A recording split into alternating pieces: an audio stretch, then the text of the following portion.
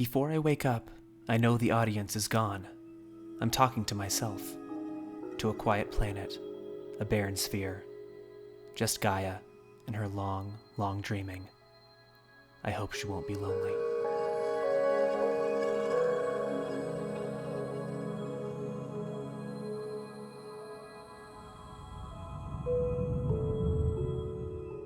Welcome to Legends, a series that delves into the lore within Horizon Zero Dawn, a world with an abundance of powerful and moving history begging to be explored. Today, we focus on those who worked tirelessly to ensure that life would endure long after theirs had come to an end. A select group of individuals whose life's work would culminate to complete Project Zero Dawn, the Alphas. These individuals headed the projects that would make the fully automated terraforming system possible. Before these men and women came together for the greater good of the world, they were chosen for this immense responsibility by Dr. Elizabeth Sobek, Alpha Prime of Project Zero Dawn. Born March 11th in the year 2020 in Carson City, Nevada, her brilliance would take hold early. At 13 years of age, she enrolled at Stanford University and graduated at 16 with a Bachelor of Science in Experimental Physics and Computer Science. From there, she would go on to complete her PhD in Robotics and Artificial Intelligence Design from the esteemed Carnegie Mellon University at age 20. The same year, she would join the ranks of Faro Automated Solutions as a junior scientist, but would ascend to chief scientist of FAS after only 2 years. Her vision would see Faro reach heights beyond any they had enjoyed before. With the world's climate in turmoil, her work in green robotics were celebrated the world over. Only when Faro made a shift away from green robotics and towards automated military technologies did Dr. Sobek resign her position with Faro and paved her own path to continue her work to heal the world. In 2049, she founded Miriam Technologies, a firm devoted to life-positive tech. Not only would Miriam become one of the world's largest suppliers of green robotics, but would earn Dr. Sobek the long-overdue acclaim outside the shadow of Faro, including the Nobel Prize for Physics in 2053 and the Rachel Carson Award for Environmental Progress in 2056. Though lined with praise, this time in her life would also see her tied down in litigation with her former employer. Miriam had become a direct competitor of Faro's environmental division and had at least 18 known lawsuits posed against Elizabeth and her company. This made the meeting of Dr. Sobek and her estranged former employer all the more suspicious to her. This meeting is where Elizabeth was made aware of the glitch within the chariot line belonging to the Hearts Timor Energy Combine and set in motion what would become Project Zero Dawn. When she returned and proposed her plan to Ted Faro, he was adamantly against it, until she leveraged revealing the truth of the situation to the masses, which he then complied.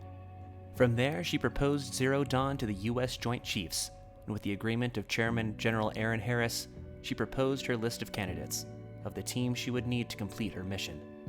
These men and women were brought to Bryce Canyon, and within the staging area of Zero Dawn, they learned what was in store for the world. Not all personnel was readily available for transport, however.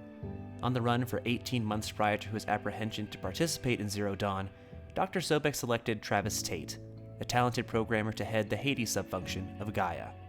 He initially was unconvinced of the validity of Zero Dawn as a solution, citing that extinction was natural, but agreed to participate, the reason as he aptly put it in Log Travis Tate 1.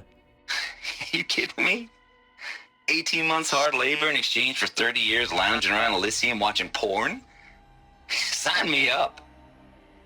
Though extremely obscene and often disruptive to his fellow Alphas, his work on Hades more than spoke for itself.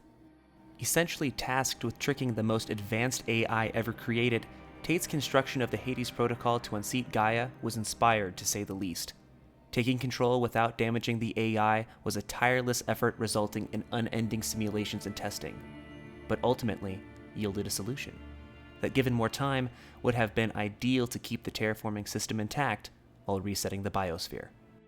On the opposite end of the personality spectrum was the refined geneticist Patrick Bouchard-Klein, chosen by Dr. Sobek to head Eleuthia, an expert in cloning and the human genome who had contributed to drafting principal legislation in the field, was brought on to ensure humanity's rebirth upon this new world.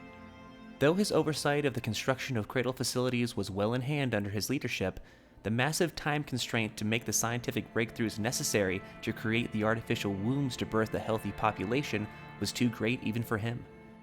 For this, Dr. Sobek had to reach out to the future consortium Far Zenith, who had been developing tech with similar goals to that of Zero Dawn for the Odyssey colony ship.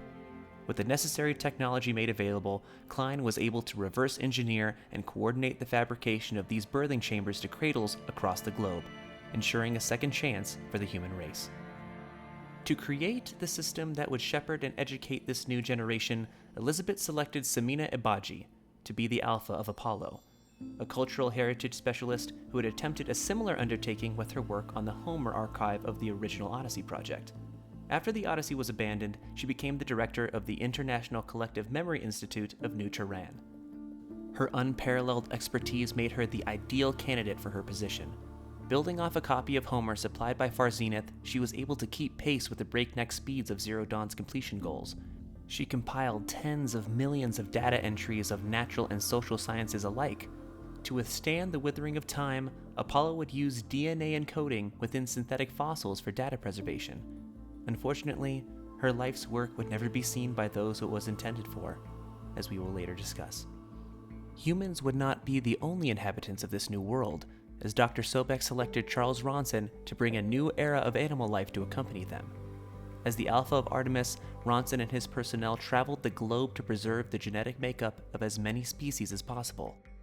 He also coordinated with numerous frozen zoos to ensure that even the genetic material of extinct species that had been preserved in cryostorage would too be reborn in this new world. His vision for Artemis would be entrenched in the idea that those who would come after would be better. That by partaking in Apollo, the newest generation of the human race would have conservation at their heart and be well equipped to steward those creatures who had already been lost to the world once before.